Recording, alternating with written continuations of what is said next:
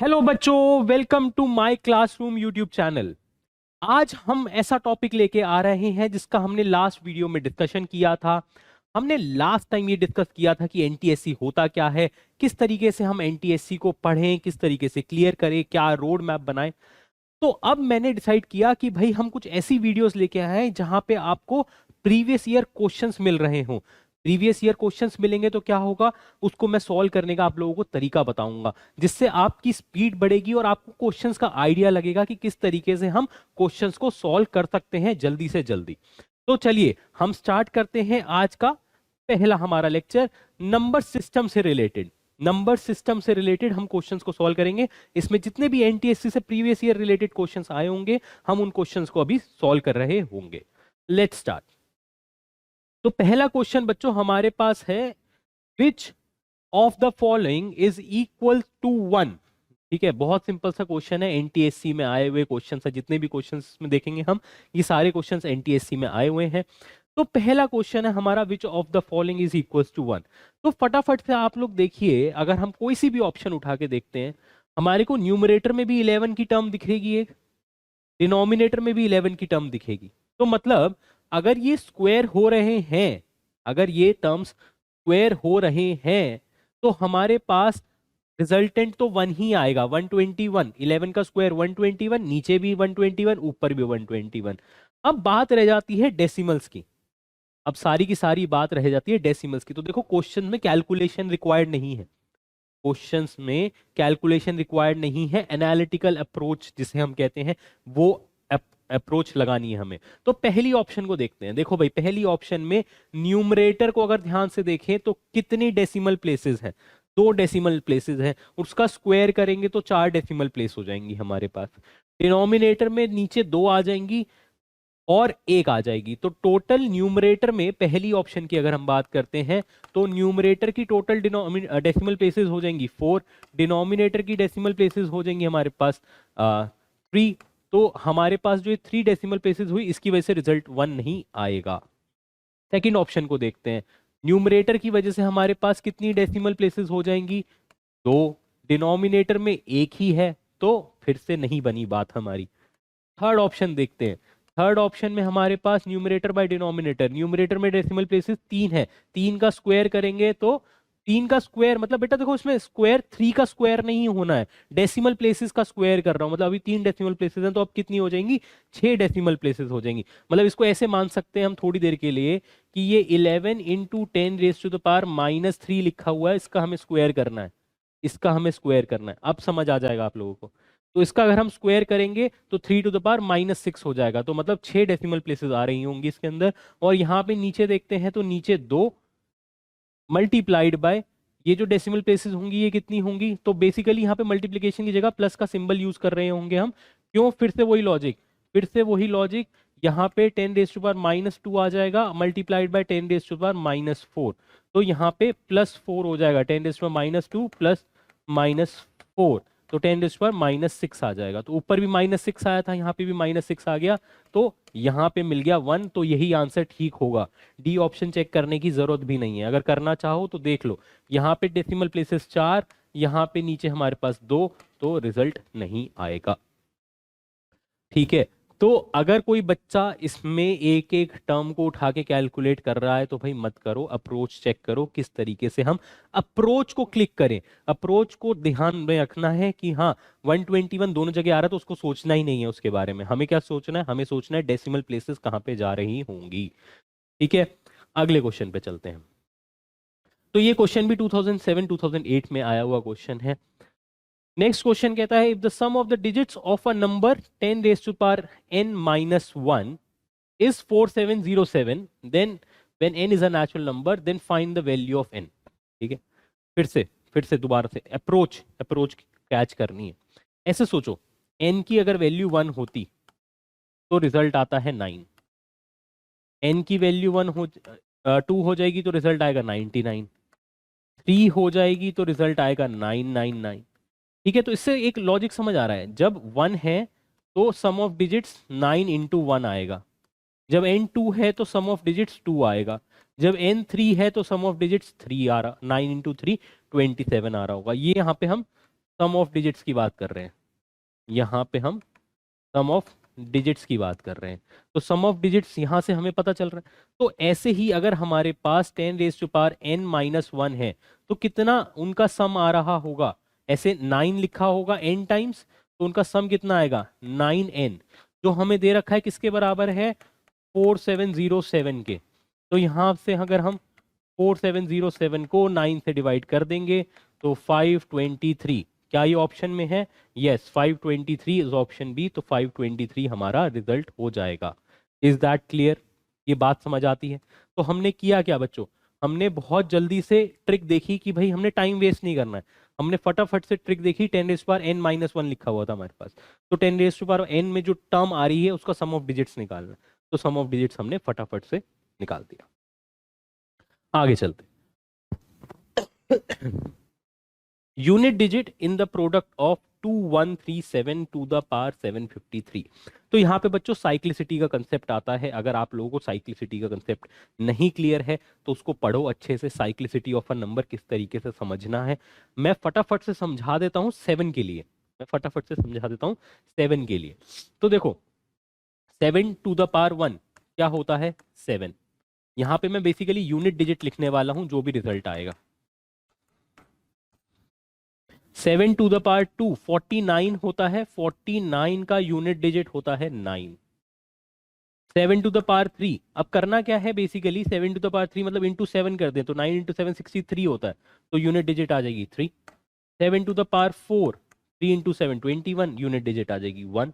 तो यहाँ पे बच्चों मैं यूनिट डिजिट लिख रहा हूँ, यहाँ पे सारी यूनिट डिजिट लिख रहा हूँ। अब खुद सोचो, अब फिर से अगर मैं 7 टू द पावर 5 करूंगा तो 1 7 से मल्टीप्लाई हो जाएगा। 7 टू द पावर 6 करूंगा तो फिर से वही लॉजिक आ जाएगा। 7 टू द पावर 7 करूंगा तो फिर से 3, 7 टू द पावर 8 करूंगा तो फिर से 1। तो मतलब क्या दिख रहा है कि 4 नंबर्स की एक साइकिल बन गई है। 4 नंबर्स की एक साइकिल बन गई है। जैसे जैसे वो साइकिल चलती जा रही है वैसे वैसे रिपीटिशन होता जा रहा है। तो मतलब अगर मैं यहाँ पे इस क्वेश्चन को ध्यान से देखते हैं अभी दोबारा से, इसमें एक कंसेप्ट और समझना है क्योंकि जिन बच्चों को साइक्लिसिटी का कंसेप्ट नहीं आता है उनको समझने की जरूरत है। मेरे पास एक सपोज करो एग्जाम्पल के तौर पे हम लेते हैं, मेरे पास था एक नंबर 17, इसका मेरे को करना था स्क्वायर। ठीक है 17 था, उसका करना था मेरे को स्क्वायर। या मेरे पास एक नंबर है 287, उसका भी मुझे करना है स्क्वायर।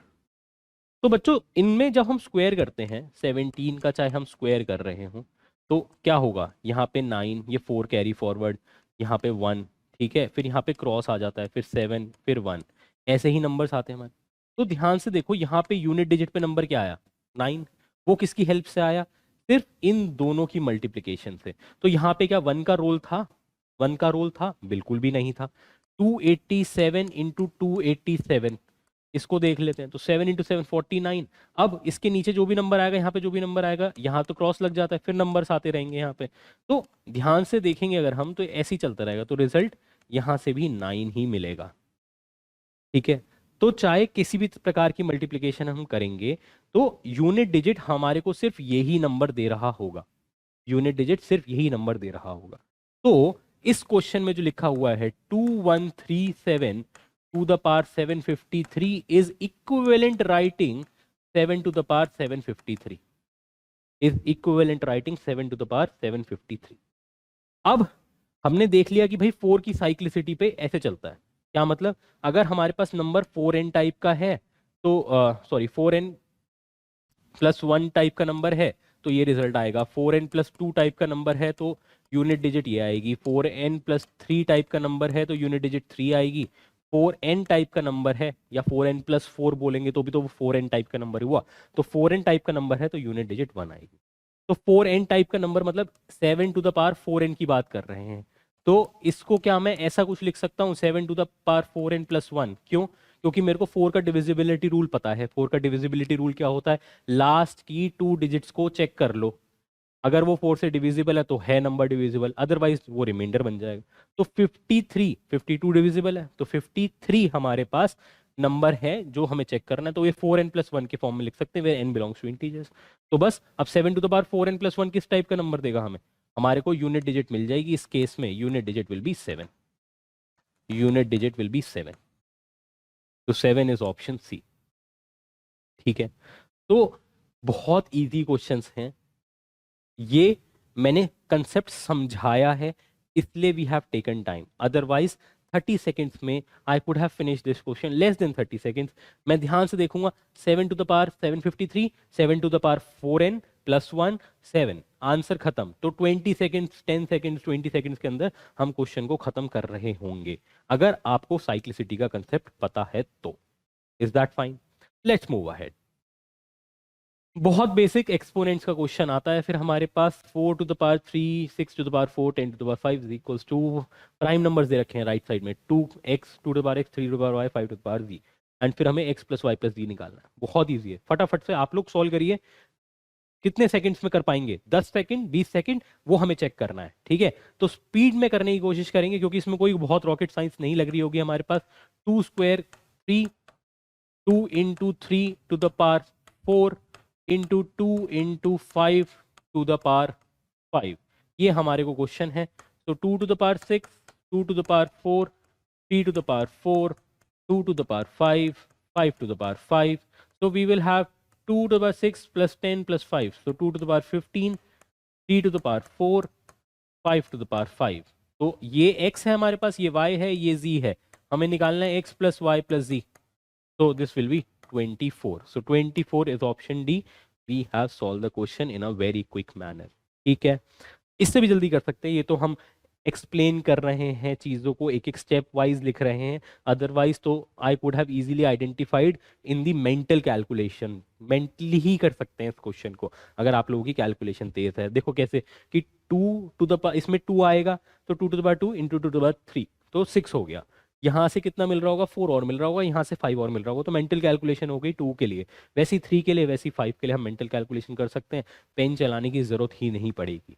और वही हमें सीखना है, वही हमें सीखना है कि कम से कम यूटिलाइजेशन ऑफ पेन हो, मेंटल कैलकुलेशन ज्यादा होंगी तो स्पीड बढ़ेगी, स्पीड बढ़ने से क्या होगा, आपको बाकी क्वेश्चंस को सॉल्व करने का टाइम मिलेगा। ठीक है, सिर्फ मैथ्स नहीं पढ़नी है ना भाई, मैथ्स से एनटीएससी क्लियर नहीं होगा, बाकी सब्जेक्ट्स में भी आपको टाइम डिवोट करना है। तो बाकी सब्जेक्ट्स में अगर कहीं टाइम लैग हो रहा है तो मैथ्स का इतना सिंपल पेपर आता है कि आप वहां पे टाइम यूटिलाइज कर सकते हैं। Let's move ahead. देखो कितना बेसिक क्वेश्चन है, मतलब 6 क्लास का बच्चा भी कर लेगा ये तो what is the value of 0.4, मतलब इसको तो आंख बंद करके भी मैं ये लिख सकता हूँ कि अगर किसी को नहीं आता है तो मैं एक्सप्लेन कर देता हूँ 0.4 बार। अब इसको अगर हम 10 से मल्टीप्लाई करते हैं, अच्छा किसी कोई बच्चा पूछता है कि सर बार का मतलब क्या है, तो भाई ये बार का मतलब है रिपीटिशन हो रहा है 4 का, तो अगर मैंने इसको 10 से मल्टीप्लाई कर दिया तो ये 4.4 बार बन जाएगा। तो अगर इन दोनों को सब्ट्रैक्ट कर देते तो 10x minus x will be 4.4 bar minus 0.4 बार, तो डेसिमल के बाद वाली सारी टर्म्स कैंसिल आउट हो जाएंगी, 0 हो जाएंगी और ये 4.0 रह जाएगा, तो x की वैल्यू 4/9। सो ऑप्शन बी हम ऑलरेडी मार्क कर चुके थे। ठीक है, तो अब देखो अगर आप प्रैक्टिस कर रहे होगे, अगर आप प्रैक्टिस करते हो तो यहाँ पे 5 सेकंड लगे आपको ऑप्शन टिक करने में कि क्वेश्चन देखा, ऑप्शन टिक, आंसर खत्म, लेट्स मूव अहेड। ठीक है, तो अदरवाइज भी अगर हम सॉल्व कर रहे हैं तो भी हमने 15 से 20 सेकंड ही लिए।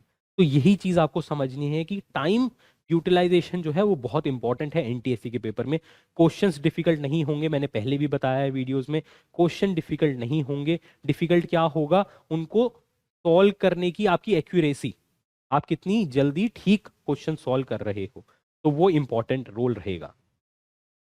अगला क्वेश्चन देखते हैं। अब देखो यहाँ पे थोड़ी सी कैलकुलेशन दिख रही है क्योंकि बहुत बड़े बड़े से नंबर इन्वॉल्व है, बट अगर हम ध्यान से देखें, क्योंकि जिस बच्चे को स्क्वायर रूट ऑफ नंबर निकालना आता है, अगर वो बच्चा थोड़ा सा दिमाग लगाएगा तो देखो पहले वाली टर्म को देख के लग रहा है यार स्क्वायर रूट तो बन नहीं रहा मेरे से कहीं, इसका ये परफेक्ट स्क्वायर तो बन के निकल नहीं रहा। बट मैं अगर एक चीज देखता हूँ सेकंड वाली टर्म में कहीं ना कहीं मैं परफेक्ट स्क्वायर बना पाऊंगा, कहीं ना कहीं परफेक्ट स्क्वायर बना पाऊंगा। तो देखो कैसे बना पाएंगे उस चीज को देख लेते हैं। तो हमारे पास है ये 4020, रूट चल रहा है इस नंबर में, सो 55 प्लस इसको मैं लिख देता हूँ 2 इंटू 6, तो 6 को मैं 2 इंटू 3 भी लिख सकता हूँ, इसको √7 इंटू √3, इस तरीके से। सेकेंड टर्म की मैं बात कर रहा हूँ, सेकेंड टर्म को हम इस तरीके से लिख सकते हैं। तो सेकेंड टर्म को थोड़ा सा और सिंप्लीफाई कर लेते हैं। अगर हम ध्यान से देखें तो बच्चों ये 2ab वाला टर्म होगा, ये a square plus B square इसमें आ रहा होगा। अगर मैं इसको परफेक्ट स्क्वायर बनाने की कोशिश कर रहा हूँ, I want to make this term a perfect square, अगर परफेक्ट स्क्वायर बनाऊंगा तो ये वाला जो टर्म है ये इसके साथ मैच कर जाएगा। अगर ये परफेक्ट स्क्वायर बन गया तो दोनों की पावर सेम हो जाएंगी। ठीक है, तो हमारे पास 3√3 और 2√7, मैंने एक ऐसा नंबर ले लिया। ऐसा क्यों लिया? ठीक है, मेरे को तो प्रैक्टिस है, आपको कैसे होगी ध्यान से देखो। हमें 55 बनाना है, तो मतलब ये वाली जो टर्म होगी, मैंने बोला ये A square plus B square represent करनी चाहिए। ये टर्म ए, ये टर्म बी, ऐसे कुछ फॉर्म में रिप्रेजेंट होना चाहिए आपके पास। ठीक है, तो अगर हम इस तरीके से देख पा रहे हैं, और मेरे पास दिमाग में ये नंबर्स क्यों आए, क्योंकि यहाँ पे ये नंबर इन्वॉल्व थे। ये नंबर जब मैंने इसको ओपन किया तो यहाँ पे 2√7 और 3√3 इन्वॉल्व था, तो मेरे को समझ आ गया कि यहाँ पे भी इन्वॉल्वमेंट होगा इनका। तो मैंने देखा अगर मैं इसका स्क्वायर करता हूँ, 2√7 का स्क्वायर तो 28, 3√3 का स्क्वायर 27, 28 प्लस 27 55 होता है। मेरा काम बन गया।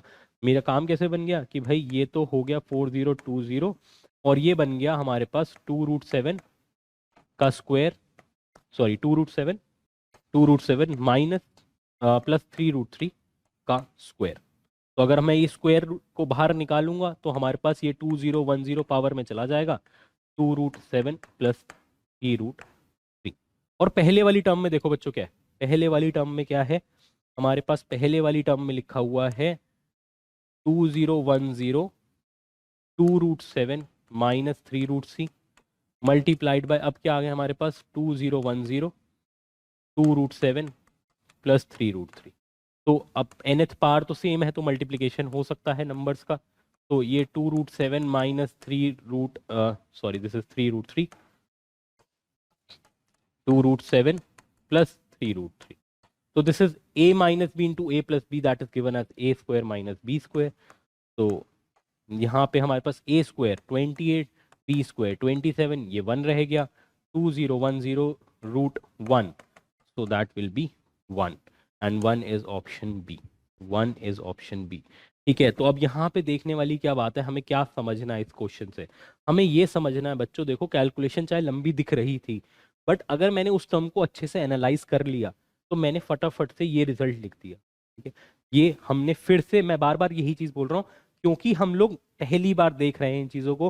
प्रैक्टिस अगर आप कर रहे होगे, अगर आप प्रैक्टिस कर रहे हो तो ये चीजें आपको चुटकियों में हो जाएंगी, बिल्कुल देखते ही समझ आ जाएगा कि भाई यहाँ पे इस तरीके का एक परफेक्ट स्क्वायर बन रहा होगा।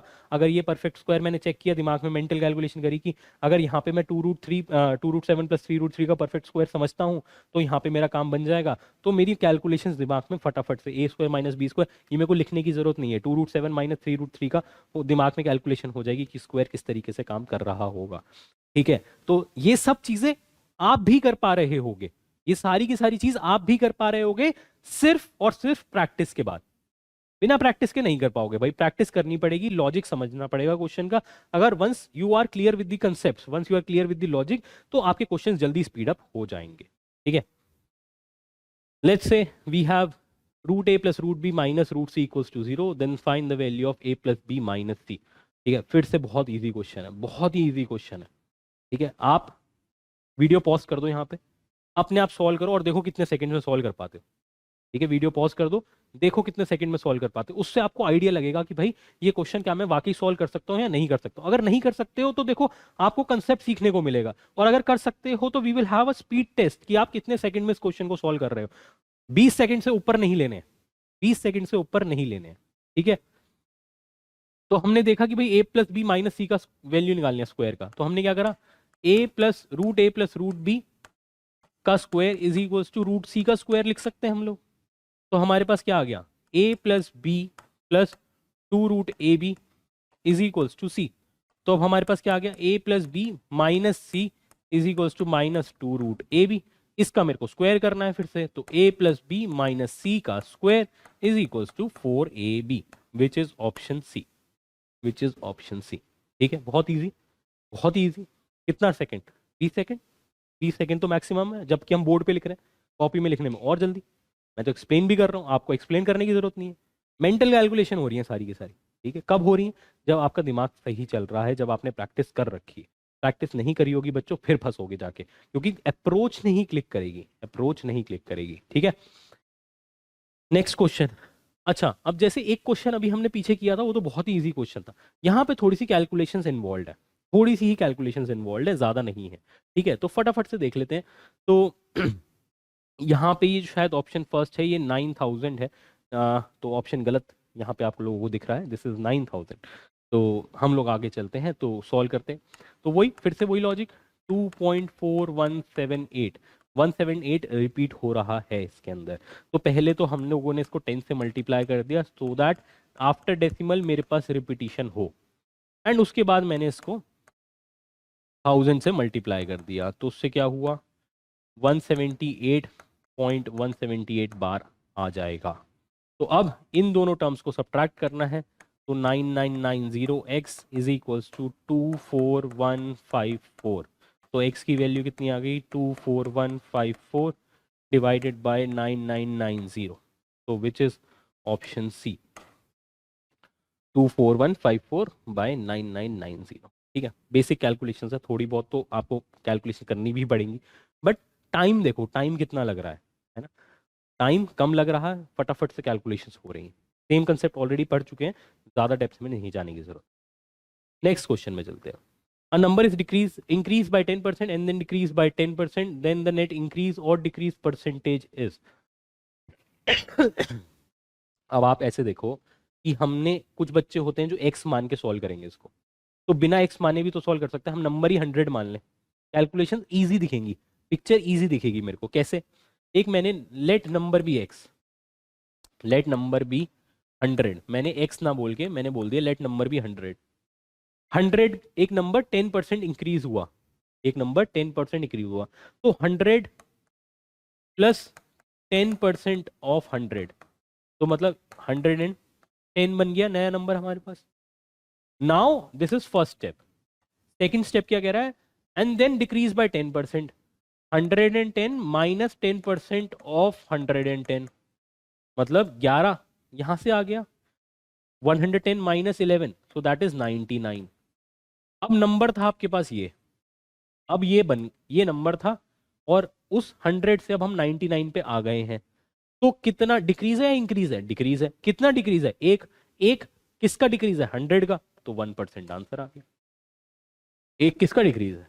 तो 100 का, तो 1 ऑफ 100 इंटू 100, तो हमारे पास 1% आंसर आ गया।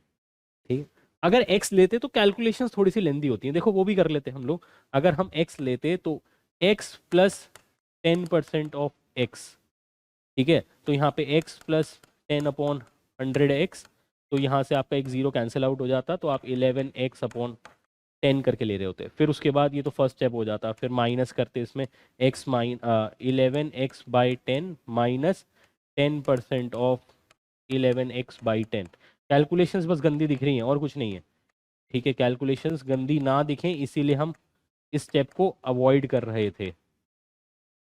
ठीक है, ये 10 से 10 कैंसिल आउट हो गया, अब ये 11x बाई 10 कॉमन आ जाएगा, तो 1 माइनस 1 बाई 10, तो फिर ये 9 बाई 10 यहाँ से आ जाएगा इंटू 11x बाई 100, तो अब 99x बाई वही आ गया आपके पास, सॉरी 10 है ये, तो 99x बाई 100 आ गया। अब फिर से आप कंपेयर कर रहे हो, तो देखो x लेने से कैलकुलेशन थोड़ी सी गंदी सी दिख रही है, जहाँ पे 100 लेने से कैलकुलेशन बहुत ईजी और बहुत क्लीन दिख रही थी। ठीक, तो again this question was in 2013-14, तो मैंने सारे ईयर प्रीवियस ईयर के क्वेश्चन ही इस प्रेजेंटेशन में हैं, आपको जितने वीडियोस में मिलेंगे सारे के सारे प्रीवियस ईयर क्वेश्चन ही हैं।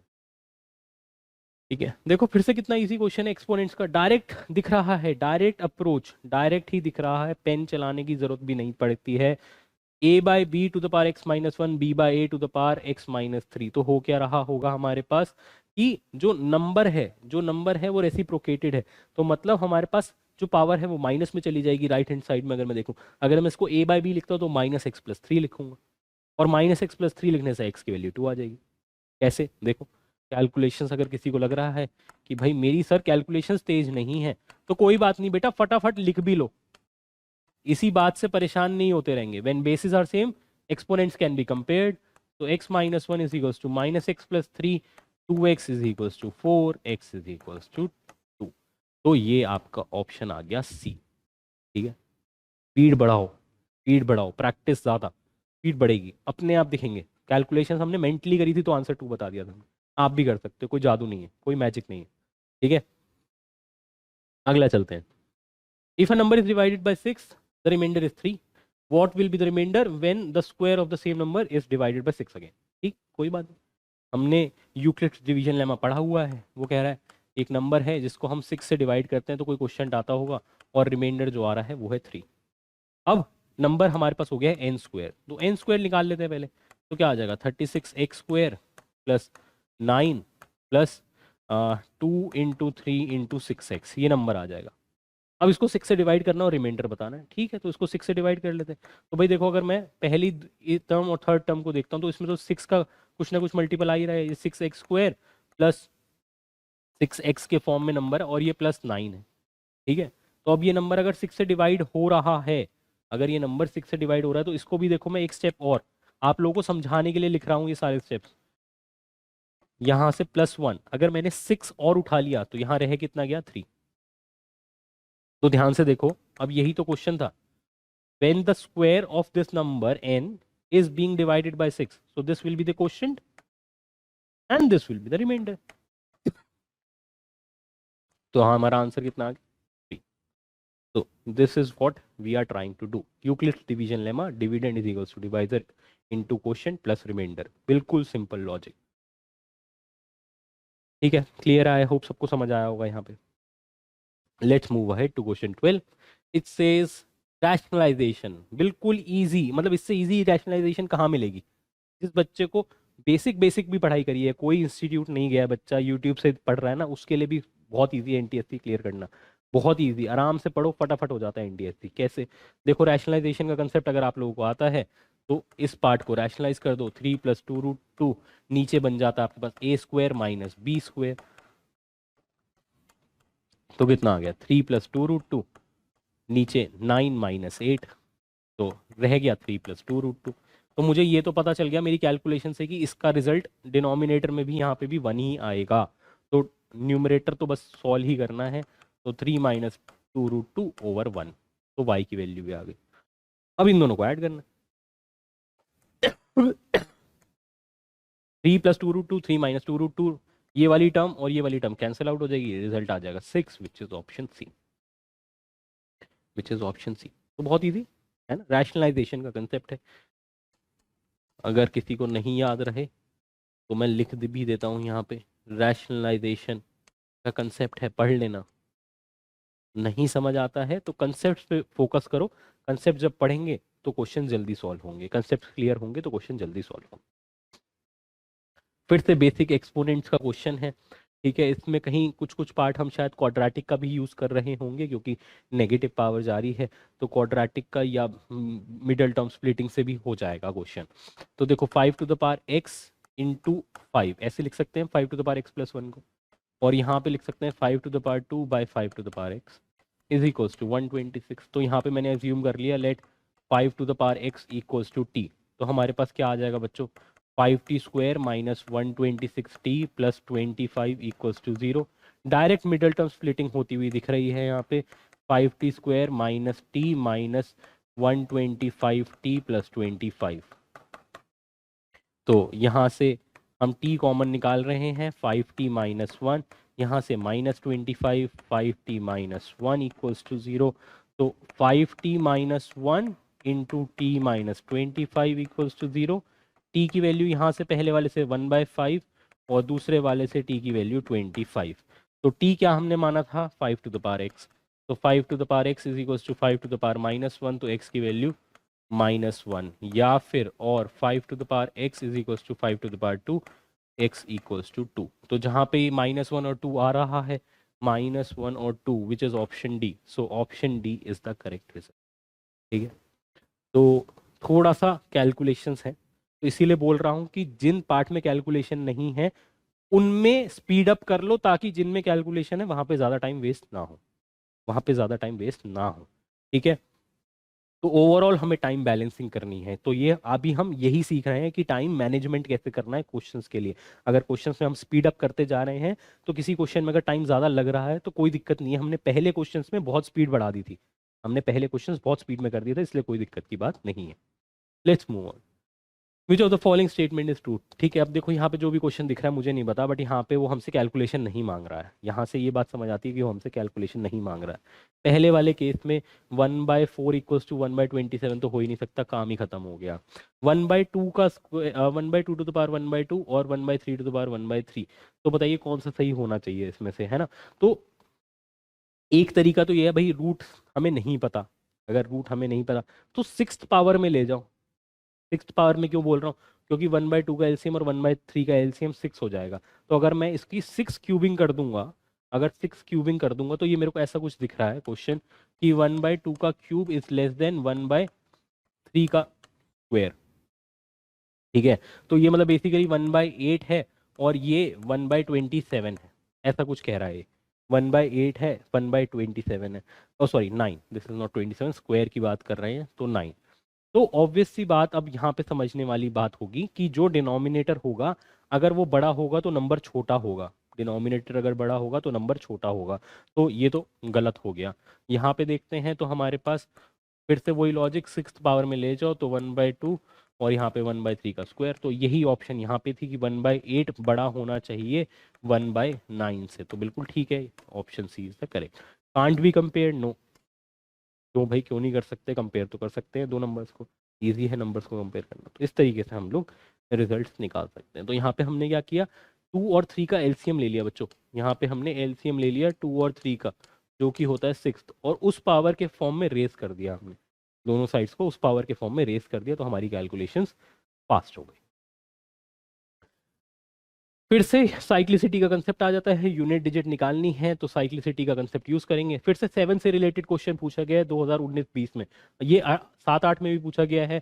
तो अब हम डायरेक्टली मैं लिख सकता हूँ, अब आपको भी समझ आना चाहिए। I can directly right this is equivalent 2020 which is equivalent writing 4n, क्योंकि 20 डिविजिबल है। तो 4n का मतलब यूनिट डिजिट 1, कितना सेकंड लगा रहे हैं हम वो अब आपको समझ आएगा, कितने से सेकंड्स लगा रहे हैं हम, अब वो आपको समझ आ रहा है कि हमने कैसे कर दिया। भाई जिसको नहीं समझ आया, प्रीवियस वीडियो के लेक्चर, इसी वीडियो में पहले जाओ जहाँ पे हमने 7 की साइक्लिसिटी का कंसेप्ट एक्सप्लेन किया है। तो 7 की साइक्लिसिटी दोबारा से पूछी गई है कुछ सालों के बाद, तो वहाँ पे हमने वही सेम कंसेप्ट किया है। कैसे सॉल्व करना है वो अब आपको समझ आना चाहिए। 7 का साइक्लिसिटी देखी 4 होती है, 4n टाइप का नंबर दिखा तो 4n हमारा यूनिट डिजिट 1 देता है। तो काम खत्म, लेट्स मूव अहेड। ठीक है, फिर से बेसिक सा ही क्वेश्चन है बिल्कुल, √(x+1 minus √(x-1 equals to 1)। ठीक है, तो बच्चे अगर स्क्वेयरिंग करके करना चाहते हो स्क्वेयरिंग करके कर लो, जैसे भी आप लोगों को लगता है कैलकुलेशन ईजी कर पाओगे। वैल्यूज पुट मत करके देखना भाई, कोई बच्चा कहे कि सर वैल्यूज पुट करके देख लें, तो नहीं, मेरे ख्याल say that is not a good idea, क्योंकि 4 वैल्यूज हैं। अगर पता चला डी ही ऑप्शन करेक्ट हो तो फिर आपको 3 ऑप्शंस फालतू में मेहनत करनी पड़ेगी। कोई कहे उल्टा करना है तो भाई फिर पता चला बी ऑप्शन हो, उल्टा स्टार्ट कर लिया तो फंस जाएंगे। तो ऐसा कोई ये हार्ड एंड फास्ट रूल नहीं है, उससे जल्दी हम लोग यहाँ पे कैलकुलेशंस कर पाएंगे। हमने ट्रांसपोज कर दिया इस वाली टर्म को, तो हमारे पास ये कुछ ऐसा आ गया। स्क्वेयरिंग कर देते हैं हम दोनों साइड्स, तो ये इसका तो स्क्वायर ये हो जाएगा, यहाँ पे a² plus b² plus 2ab,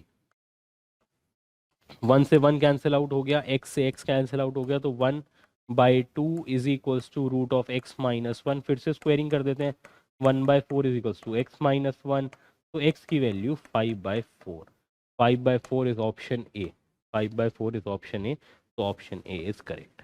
ठीक है, तो इजी है, डायरेक्ट वैल्यूज पुट करके देखने से बेटर तरीका है कि आप लोग सॉल्व कर लो। कई बार value option elimination approach use करनी चाहिए, बट ऑप्शन एलिमिनेशन होनी चाहिए, ऑप्शन सब्स्टिट्यूशन अप्रोच नहीं होनी चाहिए।